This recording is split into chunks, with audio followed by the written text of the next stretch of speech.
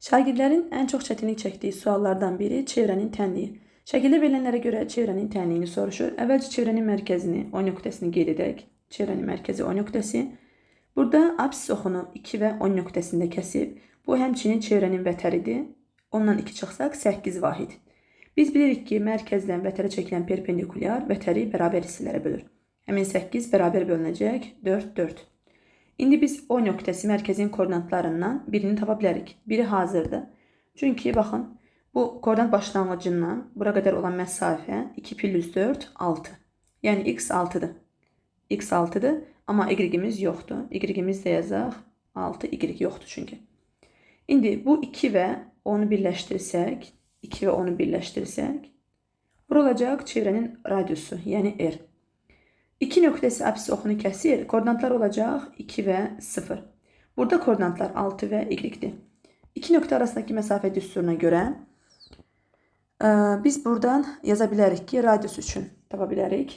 R bərabərdir kökün altında. Burada 2 nöqtəsinə bir A nöqtəsi deyək, yəni AO məsafəsini tapırıq da.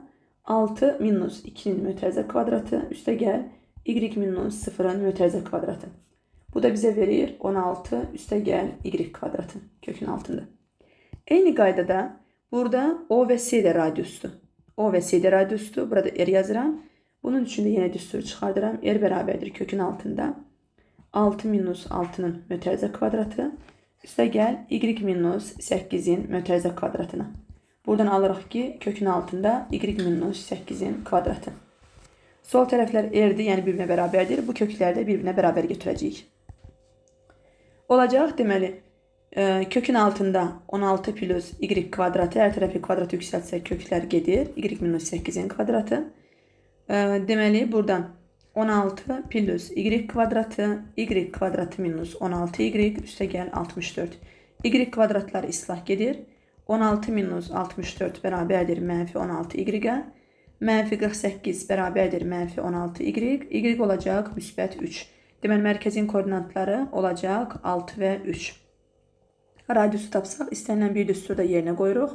Kökün altında 16 plus y 3-dür, kvadratı 9. Deməli, buradan da radius 5 çıxır. Radius 5 olan variantlar, bunları çıxırıq cavablardan. X 6-dır, y 3-dür, yəni mərkəzin koordinatları. Düzgün cavab C variantı.